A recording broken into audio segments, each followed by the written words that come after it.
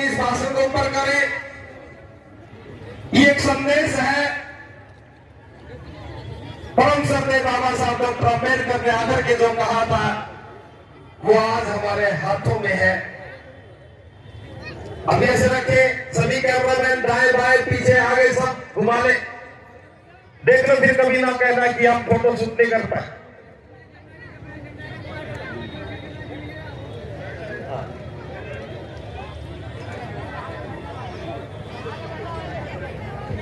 अब हाथ नीचे कर सकते हैं।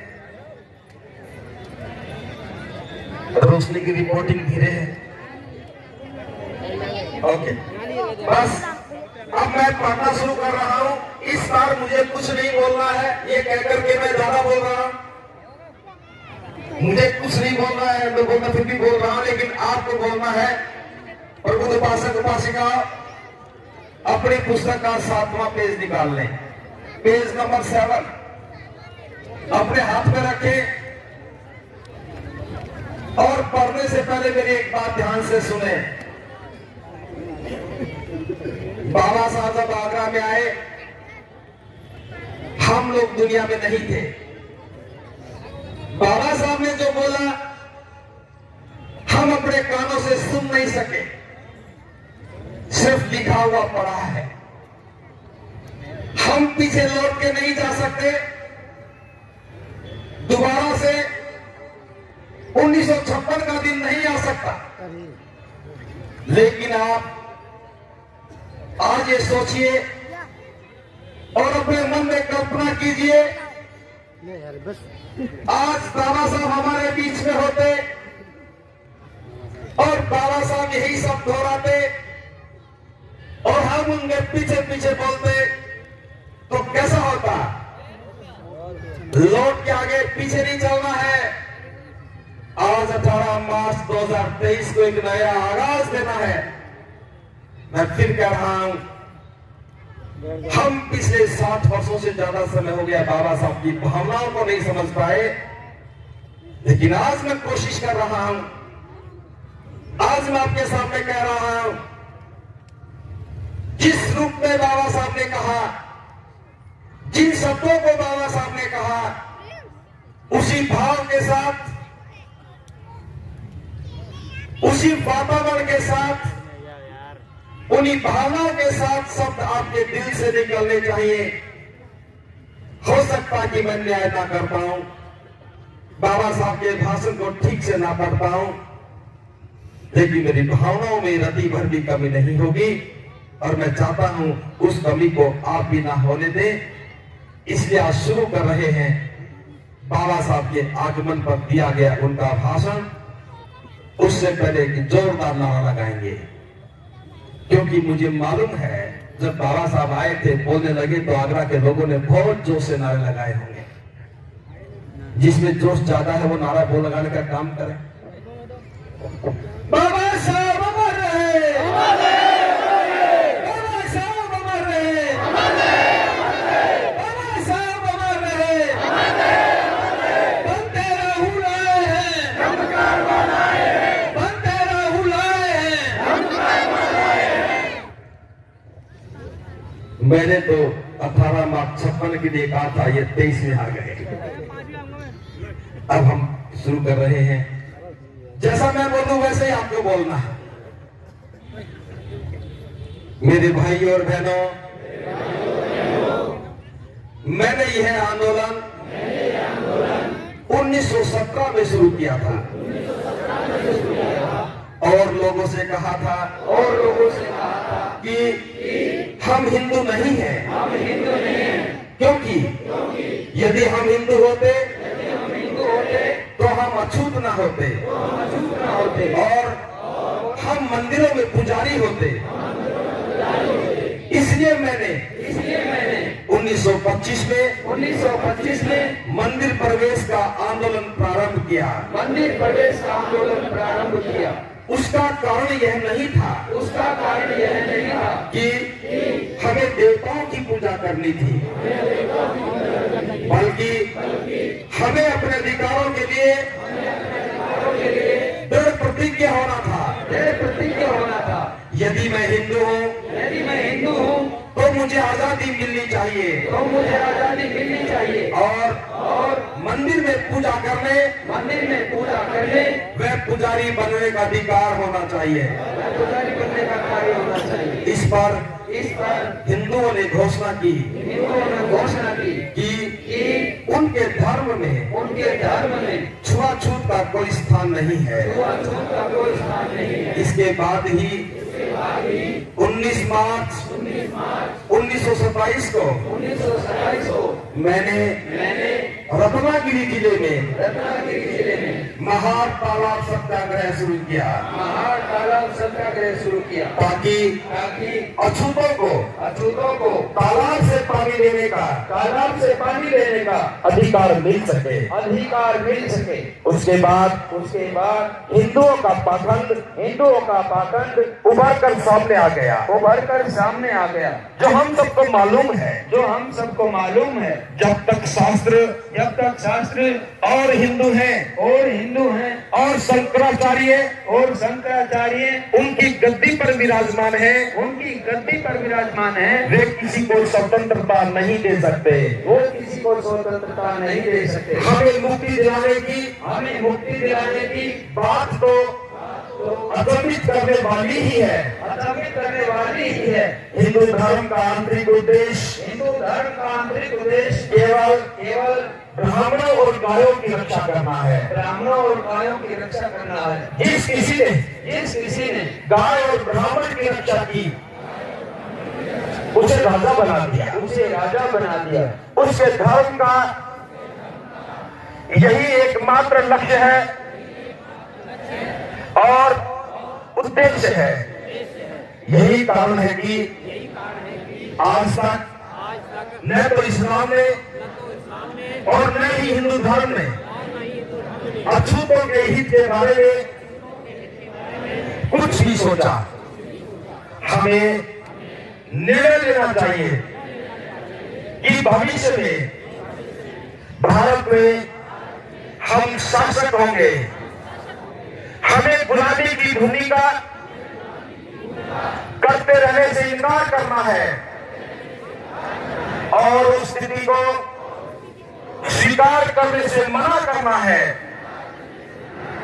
जिसमें हम लोगों से मालिक नहीं बल्कि सेवकों के रूप में व्यवहार किया जाता है।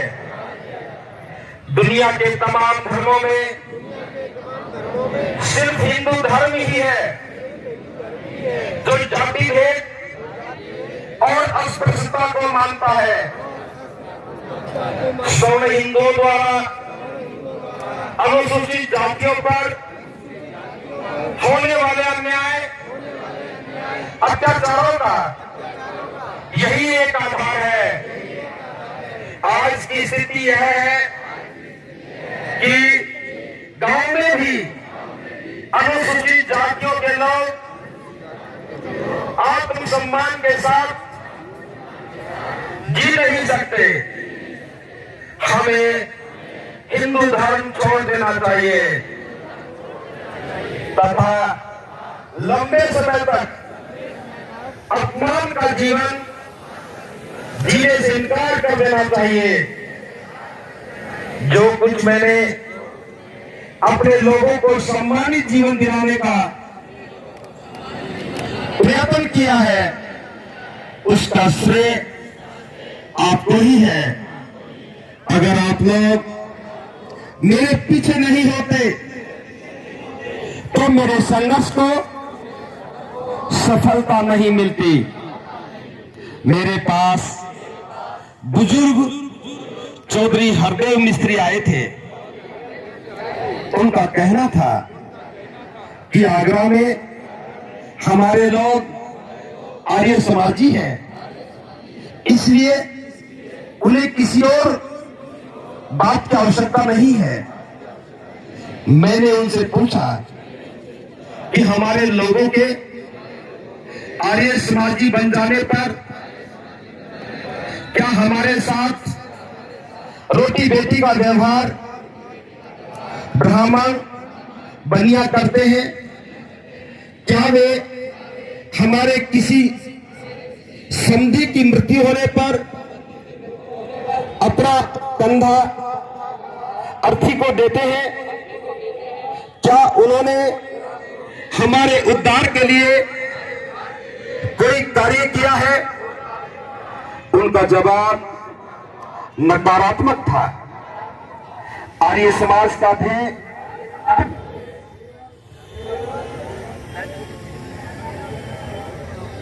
कन्या की हत्या का रोकना और विधवा विवाह करना है। यह पुरानी शराब को नई बोतल में डालकर और नया लेबल लगाकर बेचने का प्रयास है। आर्य समाज हो, ब्रह्म समाज हो या हो राधा स्वामी का मत, कोई भी हमारा उद्धार नहीं कर सकता।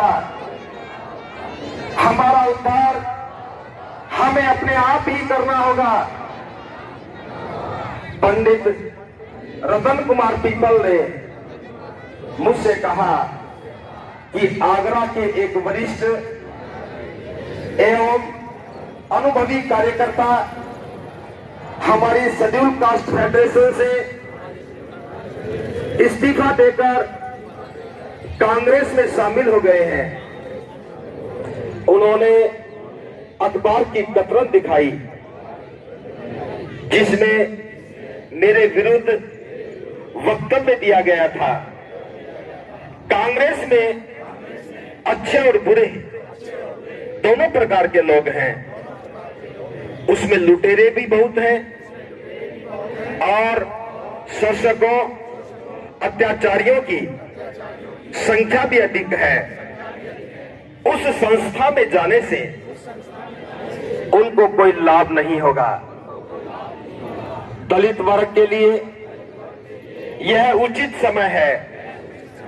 उन्हें अपनी पार्टी के झंडे तले एकजुट हो जाना चाहिए और शेड्यूल कास्ट फेडरेशन को और अधिक मजबूत बनाना चाहिए। हमारी अपनी राजनीतिक पार्टी के अलावा कोई भी अन्य राजनीतिक दल उन्हें दुखों से मुक्ति नहीं दिला सकता। मैंने आप लोगों को स्वाभिमान का रास्ता बताया है। सम्मान दिलाने के लिए राजनीतिक संगठन शेड्यूल कास्ट फेडरेशन को बनाया है। इस प्लेटफॉर्म पर खड़े होकर आप स्वतंत्रता से अत्याचारियों की समालोचना कर सकते हैं। इसी में आपका सम्मान है और इज्जत है। यहां पर आप अपने आप को संगठित कर इस देश के शासन को प्राप्त कर सकते हैं। आप छोटे मोटे लालच में अपने आप को मत बेचें। जो भटक रहे हैं उन्हें भटकने दीजिए। आप यह भी जानते हैं कि मैं अमीर नहीं हूं। मैं ऐसे लोगों को धन नहीं दे सकता हूं। कांग्रेस राजा है, उसके पास धन की कोई कमी नहीं है।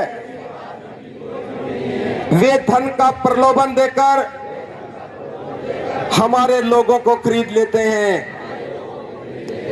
जब भी इन जाति द्रोही और इधर उधर अपने ईमान को बेचने वालों को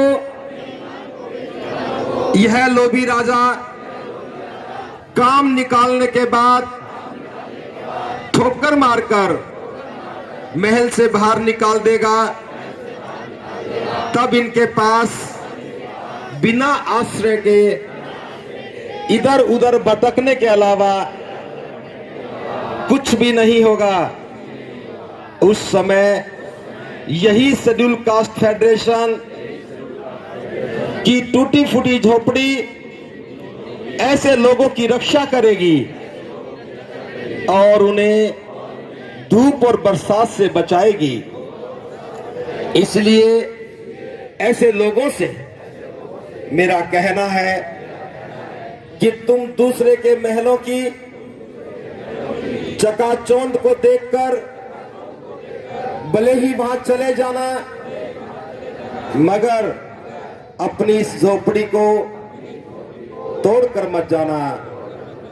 आप अपने अधिकारों के लिए इस शेड्यूल कास्ट फेडरेशन को मजबूत करते हुए रिपब्लिकन पार्टी को भी मजबूत बनाइए। मुझे उम्मीद थी कि शिक्षित एवं उच्च शिक्षित हमारे लोग पढ़ लिखकर मेरे कार्य में हाथ बटाएंगे, परंतु ऐसा नहीं हुआ। मैं देख रहा हूं मेरे चारों ओर पढ़े लिखे क्लर्कों की भीड़ इकट्ठी हो गई है, जो सिर्फ अपना पेट पालने में लगे हुए हैं। मैंने आशा की थी कि मेरे शिक्षित दलित अपने दबे कुचले भाइयों की सेवा करेंगे, पर मुझे यहां बाबुओं की भीड़ देखकर निराशा हुई है। मुझे कहते हुए बेहद दुख हो रहा है कि पढ़े लिखे लोग मेरी अपेक्षा पर खरे नहीं उतर पा रहे हैं। वे अपना ही पेट पाल रहे हैं और समाज को भूल गए हैं। मुझे मेरे समाज के पढ़े लिखे लोगों ने धोखा दिया है। जब आप ऊंची नौकरी पा जाएं, तो अपने भाइयों को न भूलें। आप लोगों को जन आंदोलन का लाभ मिला है, इसलिए आप अपने भाइयों की सेवा करते रहें। मैं 1919 में राजनीति में आया, तब से अब तक 30-32 वर्षों में हमने क्या पाया है और क्या पाना शेष है, ये विचार करना है। मैंने 3 बातों को लेकर राजनीति में प्रवेश किया था। पहली बात है, लड़के लड़कियों को बिना किसी भेदभाव के शिक्षा प्राप्त हो। दूसरा, सरकारी नौकरियों में अछूतों को स्थान दिया जाए। और तीसरी बात थी, ग्रामीण क्षेत्रों में अछूतों की सामाजिक हालत सुधारी जाए। इन 3 बातों में से 2 पूरी हो गई हैं। अब बिना किसी भेदभाव के हमारे लड़के लड़कियां विद्यालय व महाविद्यालय में पढ़ सकते हैं। मैं जब पढ़ता था तो मुझे अलग बैठना पड़ता था, वह कदम कदम पर अपमान सहना पड़ता था। दूसरा काम भी पूरा हो गया। अब मैं दिल्ली के सचिवालय में हमारे 2000 व्यक्ति सरकारी सेवा में हैं। इनमें से कुछ अधिकारी हैं और कुछ क्लर्क व अन्य पदों पर भी हैं। 1942 में जब मैं वहां गया तो एक भी कर्मचारी व अधिकारी वहां नहीं था। सरकार ने यह 2 काम पूरे कर दिए हैं। मैंने तुम्हारे लिए जो कुछ भी किया है वह बेहद मुसीबतों, अत्यंत दुखों और बेशुमार विरोधों का मुकाबला करके किया है। यह कारवां आज जिस जगह पर है, उस जगह पर मैं इसे बड़ी मुसीबतों के साथ लाया हूं। तुम्हारा कर्तव्य यह है कि यह कारवां सदा आगे ही बढ़ता रहे। बेशक कितनी भी रुकावटें क्यों ना आए, यदि मेरे अनुयायी इसे आगे न बढ़ा सके तो इसे यही छोड़ दें, पर किसी भी हालत में इसे पीछे न जाने दें। आप लोगों को मेरा यही संदेश है। तीसरा काम अब भी बाकी है। गांव में रहने वाले हमारे अछूत भाइयों की हालत बहुत दयनीय है। उन्हें जानवरों से भी बढ़कर जीवन व्यतीत करना पड़ा है। मारपीट की घटनाएं तो हर रोज होती रहती हैं। उनके लड़कियों तक को ऊंची जाति के लोग उठा ले जाते हैं। मैं उन भाइयों से कहता हूं कि ऐसे गांव को त्याग दो। जहां सम्मान नहीं वहां रहने से क्या लाभ। पेट तो कुत्ते भी भर लेते हैं, लेकिन हमें स्वाभिमान से जीवन जीना चाहिए। इसलिए जहां जुल्म और अत्याचार हो उस जगह को छोड़ देना चाहिए। मैं इस कार्य को भी पूरा करूंगा। मैंने प्लानिंग कमीशन की रिपोर्ट देखी, उसमें बहुत सारी बंजर जमीन पड़ी है। मैं अपने अछूत भाइयों से कहता हूं कि वे आए और उस जमीन पर कब्जा करें और वहीं पर बस जाए। सरकार को इसकी मांग गुजारी दें। वहां न हिंदू होगा और न कोई जुर्म करने वाला। हजामत बनाने से लेकर जूता बनाने, तेल पेरने, कपड़े सिलने जैसे उपयोगी काम सब मिलजुल करके करें। मैं ऐसे 10-20 गांव बसाऊंगा। इसके लिए मैं लाठी लेकर आगे आगे चलूंगा। भाई और बहनों, मैं आपको धार्मिक मंच देने जा रहा हूं। धर्म के बिना हमारा आंदोलन जीवित नहीं रहेगा। हमारा अपमान इसलिए होता है कि हमारा अपना कोई धर्म नहीं है। हिंदू इसलिए हमें अपना बताता है क्योंकि उसका स्वार्थ केवल अपनी संख्या बढ़ा चढ़ाकर बताने के लिए है। मैं जिस धर्म को आपको दे रहा हूं वह मूलतः धम्म है। उसका आधार बहुजनिताय, बहुजन सुखाय है। इसमें आत्मा परमात्मा का कोई स्थान नहीं है। स्वर्ग नरक का झगड़ा नहीं है। इसमें मानव मात्र का हित है। कल्याण की भावना के साथ इसमें समानता है, भाईचारा है। इसमें न्याय, स्वतंत्रता और मानव सेवा की भावना भरी है। हिंदू धर्म का आधार असमानता है। बुद्ध धर्म इसी भारत की पवित्र भूमि का धर्म है।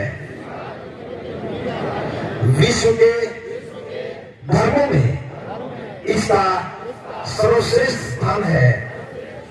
यह भारत का गौरव है। इसकी अपनी सभ्यता और परंपराएं हैं।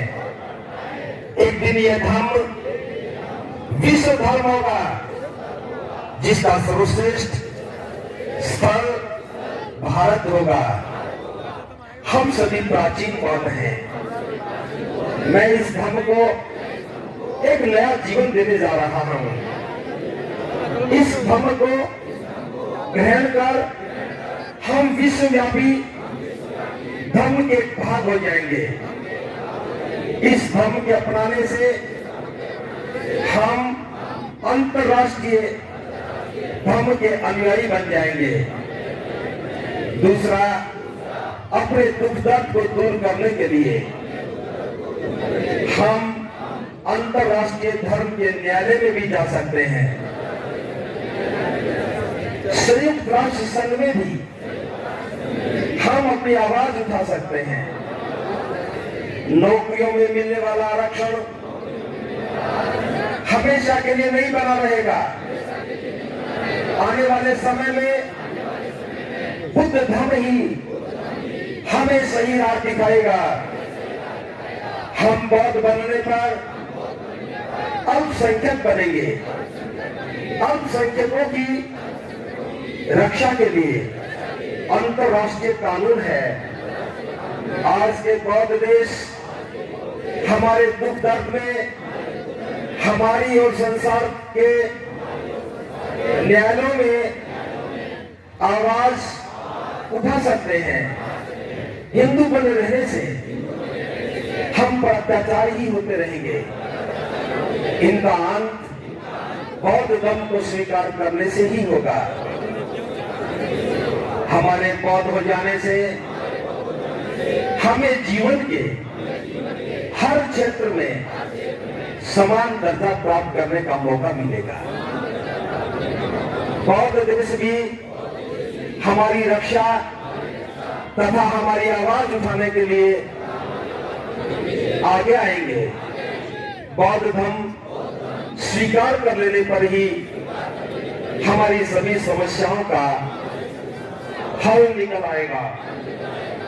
पुनः समझौते के अंतर्गत हमारे लोगों को जो राजनीतिक सुविधाएं प्राप्त हुई हैं,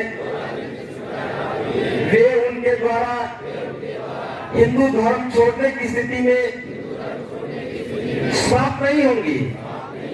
मैंने इस्लाम, हिंदू, ईसाई व बौद्ध आदि धर्मों का तुलनात्मक अध्ययन किया है और मैं इस नतीजे पर पहुंचा हूं कि बौद्ध धर्म से महान कोई और धर्म नहीं है, बल्कि बौद्ध धर्म ही ऐसा धर्म है जिसमें मनुष्यों के बीच सच्ची समानता है।